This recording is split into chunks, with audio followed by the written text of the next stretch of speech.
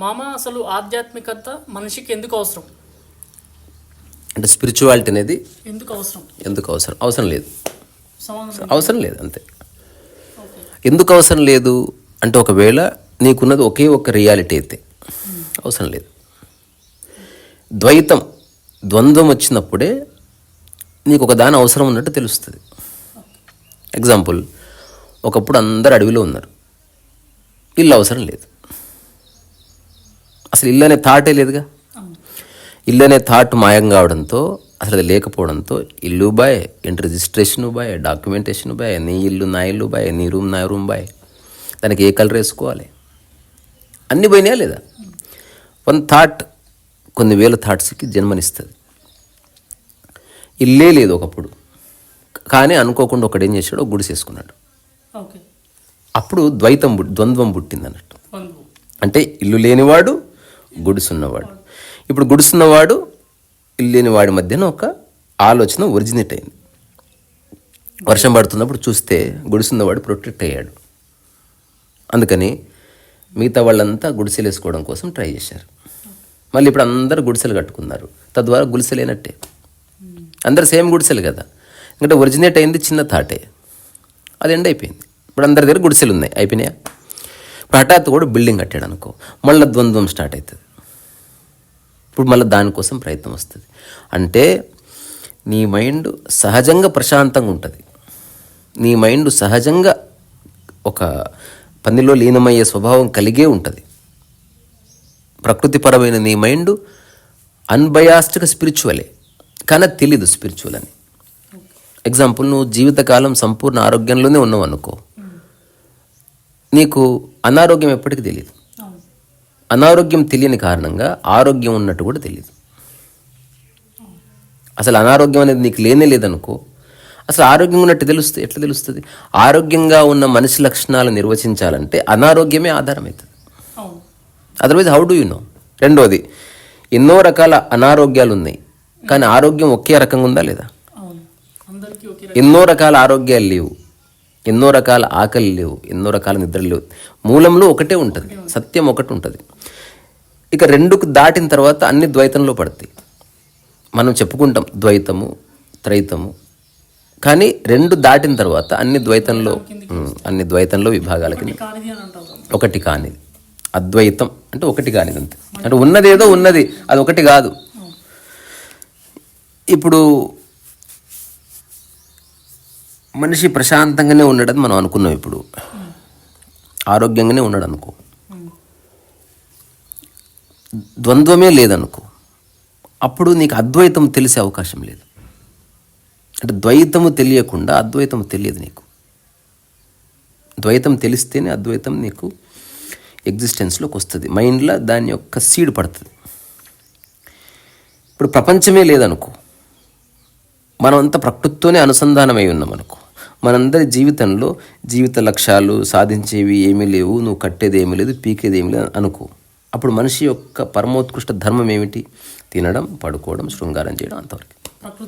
అంతే. ప్రకృతిలో ఏమున్నాయో దాన్ని పట్టుకొని ఆలంబన చేసుకుని ఉంటాం, అంతే. ఇది క్లియర్. మళ్ళీ ఇందులో ఇషబిషలు శశబిషలు ఏమీ లేవు. కానీ ఎప్పుడైతే ప్రపంచం అనేది కొంత నీ లైఫ్లోకి వచ్చిందో, దానివైపు అట్రాక్ట్ అయ్యి నువ్వు దాంట్లోకి వెళ్తున్నావు అనుకో, అక్కడికి వెళ్ళి ఇరుక్కున్న తర్వాత నీ ప్రకృతి ఎంత బాగుందో తెలియడం మొదలవుతుంది. అప్పుడు నీకు వచ్చే అవకాశం లేకపోతే అప్పుడు దానికోసం నువ్వు పోరాటం చేస్తావు. పోరాటం చేసి తిరిగి ప్రకృతిలోకి వచ్చినప్పుడు ఒక అంతులేని ఆనందం వస్తుంది. జ్ఞానోదయమైన వాళ్ళు డ్యాన్స్ చేశారని చెప్తారు. నిజంగా డ్యాన్స్ చేయాలి అవసరం లేదు. అక్కడ చాలా ఇరుక్కుపోయి రావాలని ట్రై చేసి అతికాయ ప్రయత్నం మీద రాగానే ఒక చిన్న సెలబ్రేషన్ వస్తుంది. అంతే. ఇది ఎగ్జాంపుల్, మంచి ఎక్సలెంట్ ఎగ్జాంపుల్. తల్లి దగ్గరే బిడ్డ ఉంది, ఏ ఆనందం లేదు, ఏ సెలబ్రేషన్ లేదు.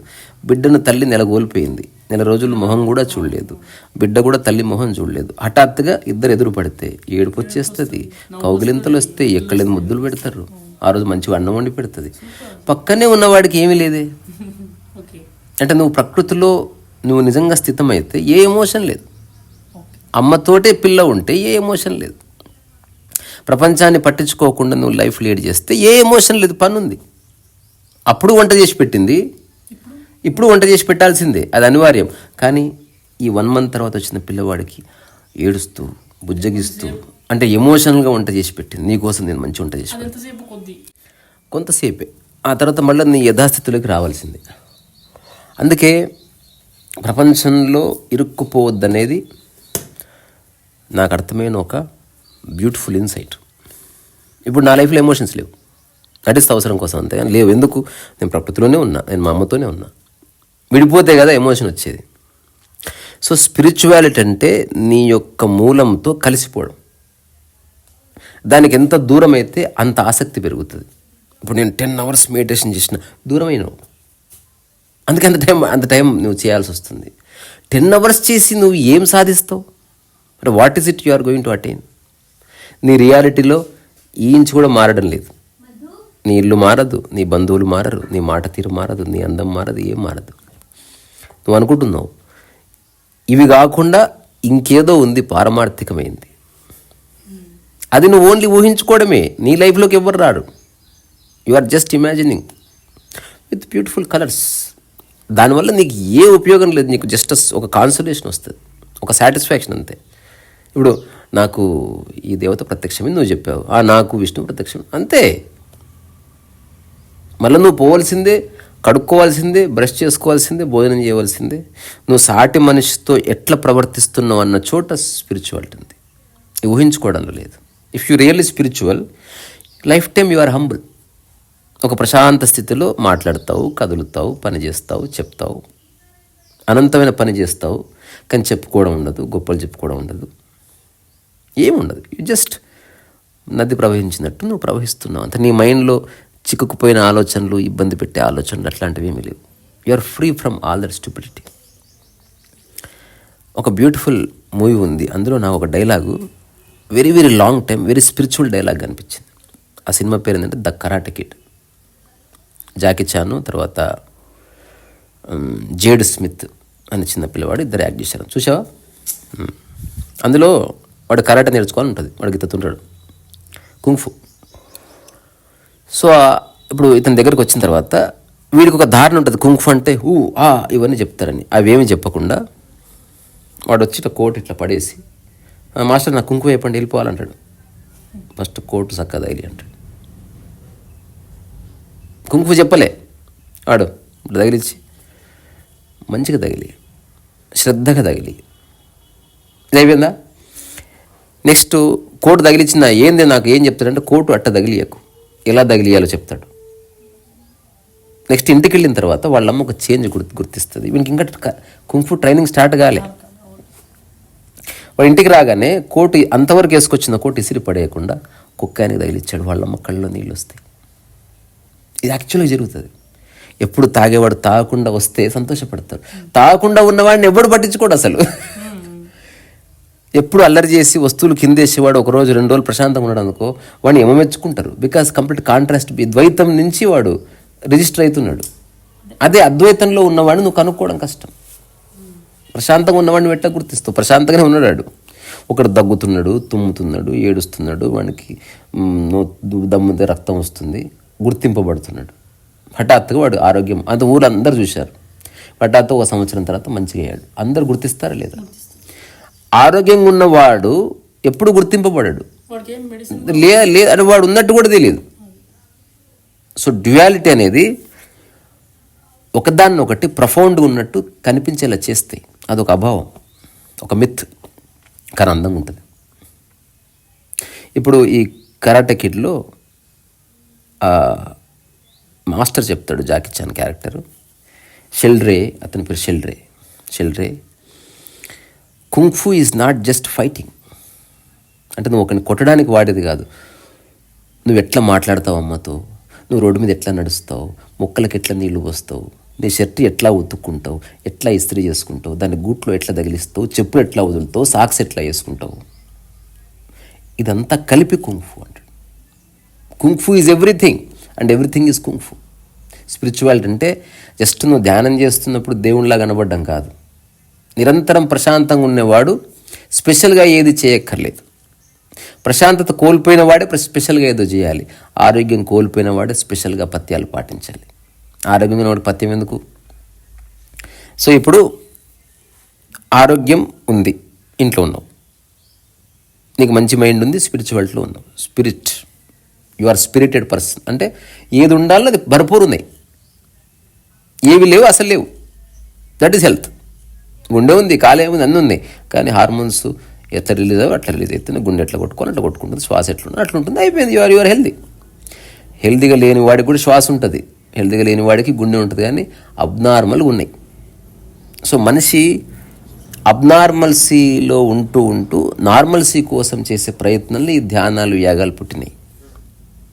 అయితే నువ్వు ఓన్లీ నార్మల్గా ఉన్నప్పుడు తెలియదు, అది ప్రాబ్లం అనమాట. ఇక్కడ ఇదే ఏమంటారు, మాయ. నిజంగా నార్మల్గా ఉంటే నీకు తెలియదు నువ్వు నార్మల్గా ఉన్నట్టు, హెల్తీగా ఉన్నట్టు. ఏదో రోజు హఠాత్తుగా దెబ్బపడి హెల్త్ ఇష్యూ వస్తే అప్పటి నుంచి నీకు హెల్త్ కాన్షియస్ అప్పుడు స్టార్ట్ అవుతుంది. బికాజ్ నీకు ఇది తెలిసింది, అది తెలిసింది. హెల్తీగా ఉంటే ఏందో, హెల్తీగా ఉంటే తెలియదు, హెల్త్ కోల్పోతే తెలుస్తుంది. నేనే ఒక చిన్న కథ రాసిన, జ్ఞానోదయపు కథల్లో. ఒక చిన్న పిల్లవాడు పుట్టుకతో ఒక ప్యాలెస్లో ఉంటాడు. వాడికి ఇంటి ఎదురుగా 100 కార్లు ఉంటాయి. ఇంట్లో ముడ్డి గడుక్కునే పాత్ర కూడా బంగారుది. కథ కాబట్టి అనుకుందాం, రూపాయి ఖర్చు లేదు. అయితే వాడు ఏనాడు దేనికి రెస్పెక్ట్ చేయడు, అన్ని వస్తువులు ఇసిరేస్తాడు, తంతాడు, ఉమ్మిస్తాడు, రాయి తీసుకొని రోల్స్ రాయిస్ని కొడతాడు, ఇవన్నీ. హఠాత్తుగా ఒకానొక రోజు వాళ్ళ తండ్రి చేసిన తప్పుల వల్ల కోర్టు కేసులో ఆస్తంతా పోయింది. వాడు కట్ చేస్తే రోడ్డు మీద వచ్చి పడ్డాడు. ఇప్పుడు మొట్టమొదటిసారి వేరే కప్పు చూశాడు, గాజు కప్పు, సిల్వర్ బొచ్చే చూశాడు. మొట్టమొదటిసారి తన ఇంట్లో ఉన్న పాత్రలు ఎంత గొప్పవో, ఎంత విలువైనవో, ఎంత ఖరీదైనవో తెలిసినాయి, కానీ కోల్పోయాడు. ఇప్పుడు తన జీవితాశయం ఒక్కటే, తిరిగి ఆ పాత్రల దగ్గరికి పోవాలి, తిరిగి ఆ ఇంటిని దక్కించుకోవాలి. కథ కాబట్టి అతను మళ్ళీ కష్టపడి కోర్టు కేసు గెలిచారు, వాట్ ఎవర్, మళ్ళీ తిరిగి సంపాదించుకున్నాడు. ఇప్పుడు మొట్టమొదటిసారి ఆ ఇంట్లోకి వెళ్తున్నప్పుడు కన్నీళ్ళు వచ్చాయి. తర్వాత తను ఏ వస్తువులనైతే కించపరిచి, దానికి కించపరచలే, విలువ తెలిసింది. దెన్ హీ రియలైజ్డ్ దట్ ఎంత గొప్ప ప్లేస్లో నేనున్నా. That is spiritual. అంటే నువ్వు ప్రపంచంలో ఇరుక్కుపోయి, ఆ చెత్తలో ఇరుక్కుపోయి, ఆ సిల్వర్ బొచ్చలో ఇరుక్కుపోయి, ఆ పేరు ప్రఖ్యాతులనే మాయలు ఇరుక్కుపోయి, నువ్వు పోలికలనే మాయలు ఇరుక్కుపోయి, అందరినీ జడ్జ్ చేస్తూ, ఎవడన్నా చప్పట్లు కొడితే పరిశాన్ అవుతూ, తిడితే ఏడుస్తూ, ఇట్లాంటి న్యూసెన్స్ల మధ్య నుండి అరే ఇవేవి లేని జీవితం ఎంత బాగుంది అసలు అని గుర్తించి, ఇవన్నీ వదిలించుకోవాలో తెలియక ధ్యాన పద్ధతిని పట్టుకొని గురువు కాళ్ళు ఆశ్రయించి, ఆ తర్వాత అతను చెప్పింది అర్థం చేసుకొని, ఇప్పుడు ఏవీ లేని ఒక క్లీన్ మైండ్తో నీ యథావిధి, ఇదేమో ఇల్లు కాబట్టి వాడు తిరిగి రావాలి, నీ మైండే నాయే, చెత్త ఉన్నది దానికే, చెత్త లేనిది దానికే, అదంతా పోయిన మరుక్షణం నువ్వు ఒక అంతులేని ప్రశాంతత, ఒక సమాధి. సమాధి అంటే ఏంది? First time world disappeared. ఇంతవరకు ఏ పుస్తకాలు ఇది రాయబడలేదు. ఏందో అనుకుంటున్నారు. జస్ట్ ప్రపంచాన్ని పక్కకు జరిపి నువ్వు కొంతకాలం ఉంటే నువ్వు సమాధి అనుభవిస్తావు. అంటే ఒక స్వచ్ఛమైన శూన్య మానసిక స్థితి నీకు ఆవిర్భావం జరుగుతుంది. ఇది నీ కోట్లు ఇచ్చినా రాదు, నీ వల్ల కాదు, నువ్వు దాన్ని క్రియేట్ చేయలేవు, వేరేవాడు నీలో నింపలేడు. జస్ట్ నీవే ప్రపంచాన్ని గుర్తించి దాన్ని పక్కకు జరుపు. సింపుల్. ప్రపంచం ప్రకృతి అనే వేరు లేదనుకో, నువ్వు దేన్ని పక్కకు జరపాలనో తెలియదు. ఏది టమాటా ఏది బెండకాయ అని తెలియకపోతే ఎట్లా వేరు చేస్తావు? ప్రకృతిని గుర్తించు, ప్రపంచాన్ని గుర్తించి ప్రపంచాన్ని వేరు చేసి చూసినప్పుడు you just get it settled in the nature, సచ్చిదానందం. అది నీ యొక్క ఒరిజినల్ స్టేట్ ఆఫ్ మైండ్. అది నువ్వు క్రియేట్ చేసుకోవడం లేదు. హెల్త్ అనేది మన original state of mind. You can never create health, you can only restore health. Health create చేయడం లేదు. You can never create sleep. ఆ స్లీప్ రావడానికి కావలసిన భూమిక సిద్ధం చేసే మనం ఈ గదంతా క్లియర్ చేసుకున్నాం. ఊడ్చుకున్నాం ఎందుకు? స్లీప్ కోసం. కౌంటర్ ప్రొడక్టివ్ అంతే. అది ఉన్నా లేకున్నా నిద్ర వస్తే వస్తుంది. నువ్వు చెత్త కుప్పలో ఉన్న నిద్ర కనుక వచ్చిందా వస్తుంది. అట్లాగే నువ్వు ఎక్కడున్నా, ఏ సిచ్యువేషన్లో ఉన్నా, నువ్వు కనుక ఎరుకతో ఉంటే నీ మనసులోకి ప్రశాంతత జ్వరపడుతుంది, నీలో ఎరుక ఆవిర్భావం జరుగుతుంది. అదర్వైజ్ ఎరుక పోయిన స్థితి ఉంటే తప్ప ఎరుక ఉన్న స్థితి తెలియదు. ప్రశాంతత పోతే తప్ప ప్రశాంతత తెలియదు. డబ్బంతా పోతే తప్ప డబ్బు తెలియదు. తండ్రి పోతే తప్ప తండ్రి విలువ తెలియదు. ఉన్నప్పుడు తెలియదు. ఉన్నప్పుడు you misuse, you ignore. So ఎవడు జ్ఞాని? ఉన్నప్పుడు గుర్తిస్తాడు, లేనప్పుడు బాధపడ్డాడు, ఉన్నప్పుడే గుర్తించి ఘోరంగా అనుభవిస్తాడు. దాన్నే మనం ఫుల్ఫిల్మెంట్ అండి. So full and filled. నిండిపోయినావు, పొంగిపోయినావు, అనుభవిస్తున్నావు, దాంట్లో నువ్వు రమిస్తున్నావు. No attachment. ప్రకృతి అసలు అటాచ్మెంట్ లేదు. నీకు ఆకలితో అటాచ్మెంట్ ఉందా? నిద్రతో అటాచ్మెంట్ ఉందా? అది వస్తుంది. శ్వాసతో అటాచ్మెంట్ ఉందా? అటాచ్మెంట్ ముక్కు మూసుకు చచ్చిపోతావు. అటాచ్మెంట్ ఎప్పుడు వస్తుంది? నీది కాని దాని మీదనే అటాచ్మెంట్ ఉంటుంది. ఇది ఒక గమ్మత్తైన రహస్యం.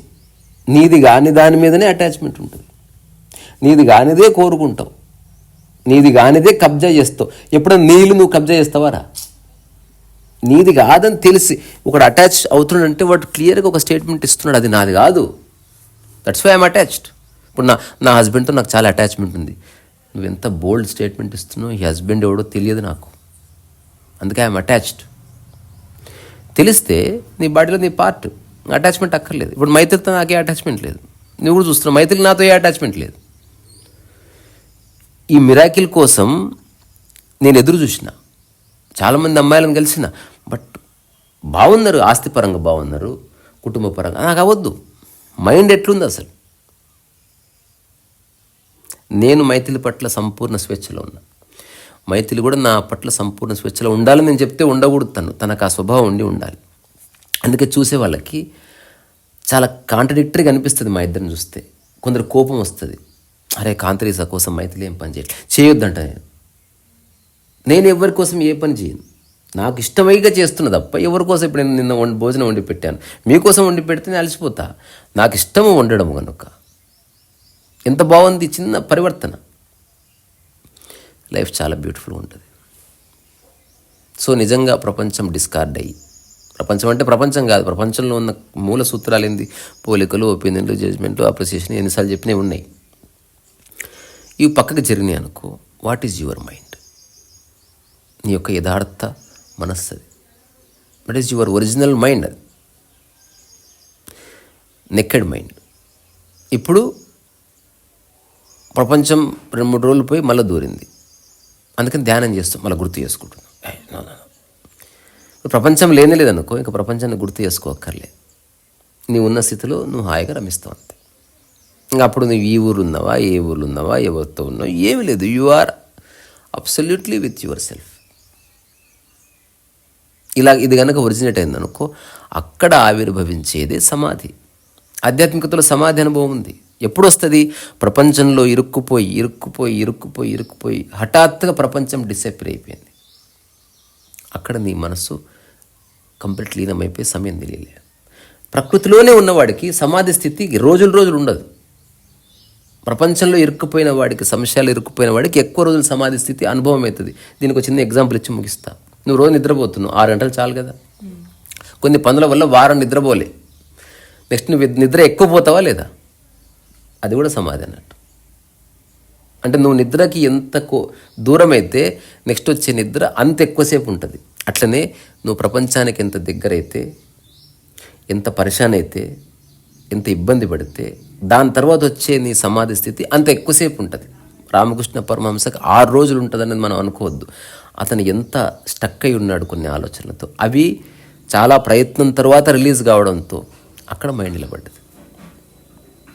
అంతకంటే అడ్వాన్స్డ్ అండర్స్టాండింగ్ ఇది. నువ్వు ప్రశ్నించే ప్రశాంతంగా జీవిస్తుంటే సమాధి సహజంగా ఉంటుంది. 5 నిమిషాలు ఉండొచ్చు, నిమిషమే ఉండొచ్చు, సెకండ్ కాలమే ఉండొచ్చు, అది ఉంది. నిద్రకి సమాధికి ఏ తేడా లేదు. 3 స్థితులు పరిపూర్ణ స్థితులు: నిద్ర, మెలకువలో సమాధి, ఆ తర్వాత మరణం. ఈ 3 ఈక్వావలెంట్. దేర్ ఈజ్ ఇంత కూడా తేడా లేదు. 3 శరీరం స్థిరంగా ఉంది, 3 ప్రపంచం లేదు, 3 నా అనే భావన లేదు, 3 బాధ లేదు, ఏమీ లేదు. 3 పరలేదు, స్వా కూడా లేదు. తద్వారా సమాధి. స్పిరిచువాలిటీ అనేది అత్యంత చిన్న విషయం సరిగ్గా చూస్తే. లేదా ఇట్ మే టేక్ జనరేషన్స్. అంటే నీకు జన్మలు పడతాయి. ఎందుకు పడుతుంది? నువ్వు పచ్చిగా తప్పుగా అర్థం చేసుకుంటున్నావు. బయట అన్యముగా ఉన్న ఒక వస్తువునే లేదా ఒక టెక్నాలజీని నువ్వు 6 రోజులు అర్థం చేసుకోగలుగుతున్నావు. ఎందుకో తెలుసా? దానికి ఒక క్రమానిక ఉంది. ఇలా చేస్తే 6 నెలల్లో విమానం ట్రైనింగ్ అయిపోతుంది. కానీ ఎలా చేస్తే జ్ఞానోదయం అవుతుంది ఎవరికి తెలియదు. ఎందుకో తెలుసా? నీ మైండ్ ఏంది ఎవరికి తెలియదు కాబట్టి. ట్రైనింగ్లో నీ మైండ్ని పట్టించుకోడాడు, వాడు కొత్త మైండ్ని ఎస్టాబ్లిష్ చేస్తాడు నీలో. అందుకే ట్రైనింగ్ వచ్చింది. స్పిరిచువాలిటీ ఎప్పటికీ ట్రైనింగ్ కాదు, అదే అందరు చేస్తున్న తప్పు. స్పిరిచువాలిటీ అనేది ట్రైనింగే చేయొద్దు. ఏదే విషయాలు నీకు ఇబ్బంది పడుతున్నాయో గుర్తించి పేపర్ మీద రాయి. మా అమ్మ వల్ల నాకు ఇబ్బంది ఉంది, డబ్బుల వల్ల నాకు ఇబ్బంది ఉంది, ఈ విషయంలో ఇబ్బంది ఉంది, తాగుడానికి ఇబ్బంది ఉంది, ఈ 4 మిగతావి ఇబ్బంది లేదు, ఈ 4 క్లియర్ చేయి సమాధి. ఇంతే. అది నువ్వు చెయ్యకుండా మొత్తం నువ్వు ఇప్పుడు ఉదాహరణకు బండి రిపేర్ అయింది, నెక్స్ట్ వాడు ఏమంటాడు, ఏం రిపేర్ అయింది అంటాడా లేదా? నేను ఏం రిపేర్ అయిందో చెప్పా, ఏది రిపేర్ అన్నా మొత్తం రిపేర్ చేయన్నావు అనుకో, నువ్వు స్టూపిడ్ పర్సన్. అలా కాకుండా నాజిల్ పోయింది, నాజిల్ ఒక్కటేసుకో, బండి రిపేర్ అయిపోయినట్టే కదా. స్టీరింగ్ చెడిపోయింది, స్టీరింగ్ వేసుకో, బండి రిపేర్ అయిపోయినట్టే. నీ ఒక్క ఆలోచన సరి చేస్తే నువ్వు రిపేర్ అయిపోయినట్టే. This is right way of looking at spirituality. లేదా గల్లంత అయిపోయి తీరుతావు. నిరంతర ప్రశాంతమస్తు, అది అందుబాటులో ఉంది. ఎవడికి వాడు క్రాస్ చెక్ చేసుకోవాలి, ఇది ఎవడియడు. ద్వైతం ఉంటేనే అద్వైతం ఉంది, అదర్వైజ్ అద్వైతం ఉన్నట్టు తెలియదు. అనారోగ్యం ఉంటేనే ఆరోగ్యం ఉన్నట్టు తెలుస్తుంది, అదర్వైజ్ ఆరోగ్యము తెలియదు. ఒక వ్యక్తికి ఏ సమస్యలు లేకపోతే ఏనాటికి సమస్య తెలియదు. అందుకే సమస్య రావాలి కానీ ఎక్కువ రోజులు ఉండొద్దు. మళ్ళీ నువ్వు సమస్య లేని స్థితికి వచ్చి దాంట్లో రమించు సమాధి. అనారోగ్యం వస్తేనే ఆరోగ్యం తెలుస్తుంది కనుక అనారోగ్యం రాని. ఒక్కసారి అనారోగ్యం వచ్చిన తర్వాత ఇక జీవితకాలం మేలుకో, అనారోగ్యం రాకుండా జీవించు. That's all. శ్రీ సరస్వతి.